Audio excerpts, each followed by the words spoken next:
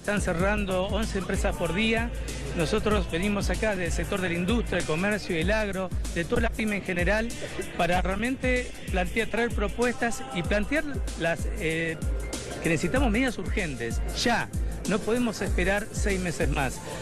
El problema ¿cuál es? Hay empresas que están convocando, que están cerrando, y realmente esta situación es muy delicada y necesitamos realmente medidas que nos den sustentabilidad para el año que viene. Por ejemplo, ¿cuál? Por ejemplo, estamos pidiendo que se suspendan los embargos por 180 días, esa como medida urgente, porque las pymes la están embargando y no pueden sostenerse. Por ejemplo, el tema de las exportaciones. Las pymes no pueden exportar, tenemos retenciones del 8%, tenemos la falta de reintegros que hace que no podamos exportar las pymes industriales. Por ejemplo, el tema energético, el costo energético. Tenemos un costo energético muy alto que hace que nos dificulta poder producir. La imprevisibilidad que existe en el costo de la energía. Venimos a pedir retrotraer las tarifas de energía al 2017 y especificar el costo de energía que la tenemos dolarizada.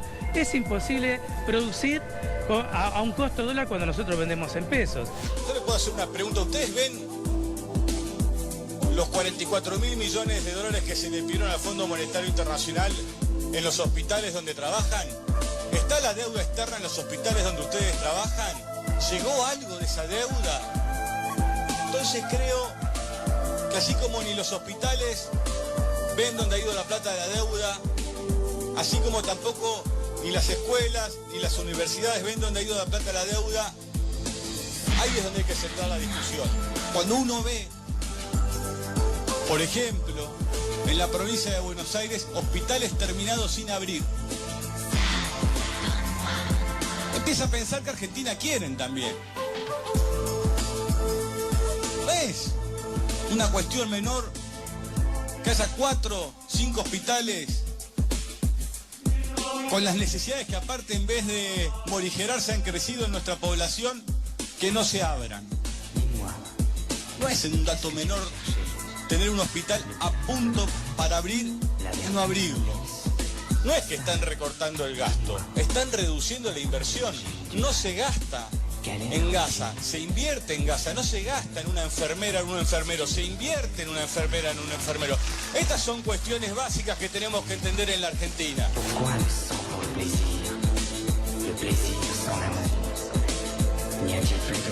La Argentina, no para eximir a este gobierno del problema, pero está con lo que se dice el PBI per cápita o con sus niveles de crecimiento estancado hace 10 años, incluidos estos 3 y probablemente el que va a venir.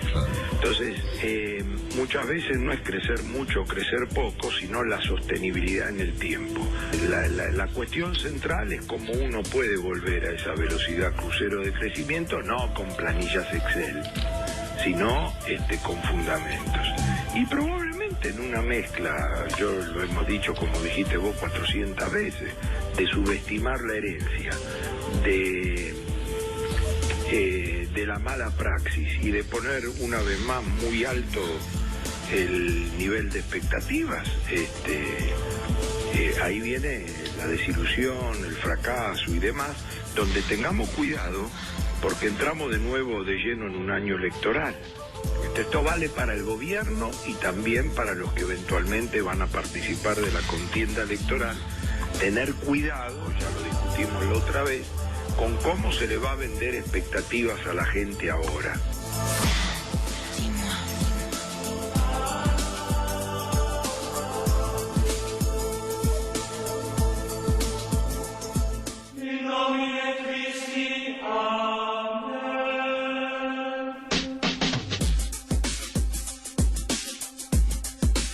¿Cuál es el papel que tiene el silencio en nuestra cultura? ¿Cuál es el papel que ha tenido históricamente el silencio? ¿Qué pasa cuando el silencio se instala en la boca de un funcionario? Alguien que se supone que tiene que dar explicaciones, no conservar precisamente ese silencio.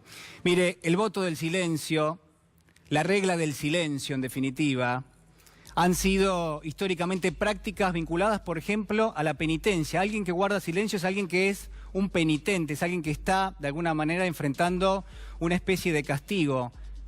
a veces también se habla del silencio en términos de promesa. Alguien promete, bueno, promete no mencionar palabra alguna, promete conservar ese silencio. Es en clave temporal, lo hace por algún tiempo o quizás lo hace durante toda su vida.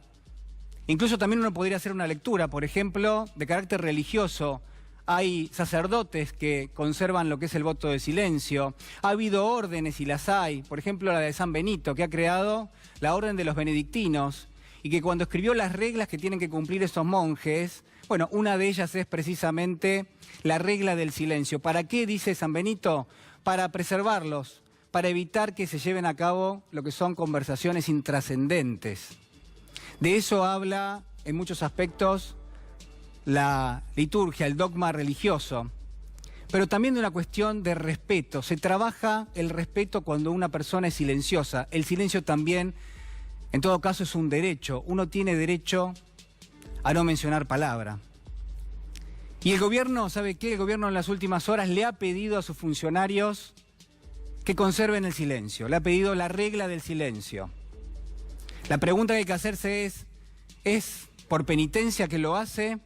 ¿Es una especie de promesa que tiene que conservar en clave temporal? ¿Es una cuestión religiosa? ¿Es por respeto? Yo le diría que prácticamente no es por ninguna de todas estas cosas. En realidad el gobierno le pide a sus funcionarios que no hablen de lo que es la economía en la Argentina. No pueden mencionar palabra alguna vinculada con esto. Y yo le diría que entre las especulaciones que podemos hacer esta noche, hay una que quizás sobresale, pero déjeme decirle cuáles son las que pienso yo. Por ejemplo, el gobierno no quiere ser prisionero de sus palabras, porque sabe que ya es prisionero de las decisiones que tomó hace 3 años y de las consecuencias de esas decisiones que ha ido generando a lo largo de los últimos 3 años. Lo que hoy llamamos realidad es ni más ni menos que consecuencia de esas mismas decisiones. Pero al mismo tiempo, si uno trata de vislumbrar qué es lo que viene es más de lo mismo, señoras y señores. Lo que viene es una profundización de lo que hemos visto hasta ahora, sencillamente porque ya está escrito, por ejemplo, en el presupuesto para el año próximo. Allí también hay una clave que es, sin ninguna duda, importante. Pero además el gobierno, ¿por qué le pide a sus funcionarios que conserven el silencio? Mire, se lo pide en clave electoral. Hay que discutir una plataforma. ¿Y cuáles son los temas que va a proponer el gobierno en la discusión? Una discusión que ya está lanzada. Bueno, no van a ser los temas económicos, sencillamente porque la economía está en una condición funesta, porque no hay nada que el gobierno pueda mencionar que ha hecho bien en términos socioeconómicos. Sencillamente es por eso que no se puede hablar de economía y es por eso que el presidente de la Nación les ha pedido prácticamente un voto de silencio a todos los funcionarios. Hay una agenda de temas. Usted me va a decir, pero hay algunos funcionarios que hablan. Lilita Carrió, por ejemplo, que no es funcionaria, pero que sí ocupa un rol dentro de lo que es la coalición gobernante. Los ministros, por ejemplo. Claro, pero fíjese cuáles son los temas. El presidente habla del partido de fútbol entre Boca y River. Los funcionarios hablan, entre otras cuestiones, de lo que ha pasado en el G20, por ejemplo. Al mismo tiempo se habla del protocolo de la ministra Bullrich. Y sobre esos temas, la intensidad que se alcanza en la discusión de la esfera pública es realmente notoria. Ahí vemos a los funcionarios discutiendo unos con otros, directamente aquellos que conforman un mismo espacio político a veces no están de acuerdo. Y lo que proponen es una discusión pública, pero fíjese que no son los temas urgentes, no son los temas que hacen a la vida cotidiana de todos los argentinos. Y uno puede aproximarse en todo caso también en el tiempo y en la distancia. Estamos, yo le digo, en un punto de no retorno en términos económicos. Es un punto donde realmente el gobierno, las decisiones que está tomando son decisiones que en todo caso lo que buscan es ganar tiempo, comprar tiempo, pero que en ningún caso uno ve que esas decisiones pueden tener el atributo de revertir algo que ya está lanzado desde hace 3 años y que por lo menos ahora resulta muy difícil de que pueda ser modificado. ¿Cómo arrancó el gobierno? Arrancó sencillamente con una definición, esto es desregular lo que se llama el mercado de bienes y el mercado de servicios. Abrió las fronteras, ingresaron los productos importados, pero además desreguló lo que es el mercado monetario, el mercado cambiario y el mercado financiero. ¿Cuál era la hipótesis que tenía el gobierno? Van a llegar con esas medidas inversiones del exterior, se van a asignar recursos en los sectores más competitivos de la economía.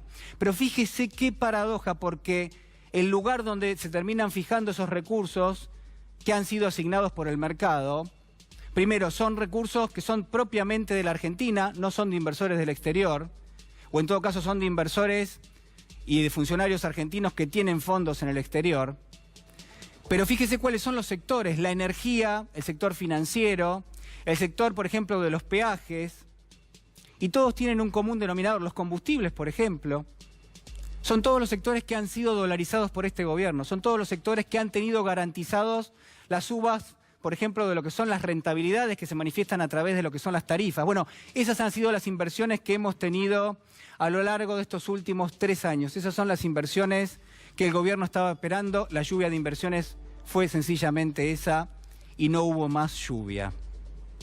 Pero además hay otras cuestiones que yo quiero manifestarle en esta noche, porque ¿cuál es el problema que tiene hoy la Argentina? Bueno, tiene muchísimos. La economía real realmente estalla. Hay una situación de pobreza, de indigencia realmente lamentable y la economía se achica de una forma contundente. Pero hay lo que ha sido un derivado de estas decisiones que preocupa y mucho, porque por un lado hemos tenido en los últimos 3 años fuga de capitales de más de 45.000 millones de dólares. ¿Y cuál fue la contrapartida? Porque la Argentina no imprime dólares, está claro. Bueno, la contrapartida ha sido el endeudamiento feroz que hemos tenido. Casi 85.000 millones de dólares de deuda y una deuda que hoy trepa a los 330.000 millones de dólares, el 80% de lo que se produce en la Argentina durante un año. La mala noticia es que con la devaluación que hemos tenido en los últimos meses, ese porcentaje va a subir prácticamente al 100%. Es realmente un problema enorme que enfrenta la Argentina. Y es un problema el proceso que se está dando donde no hay, en todo caso, ningún tipo de reacción. Esto sigue su curso, por día se pierden 200 millones de dólares y la pregunta es ¿qué va a hacer el gobierno? Mire, hay mayor pobreza, hay una economía que se está achicando de una forma realmente lamentable, hay millones de argentinos que están afuera del sistema económico y por otro lado hay familias que vislumbran un 2019 realmente muy complicado. La realidad, eso que llamamos realidad, presenta dificultades materiales para los argentinos, sin ninguna duda, pero además un deterioro social realmente muy importante. Las preguntas que quedan planteadas son muchísimas y las respuestas la verdad que son muy pocas, pero tratándose del gobierno, mire, a veces el silencio en definitiva es la respuesta más elocuente.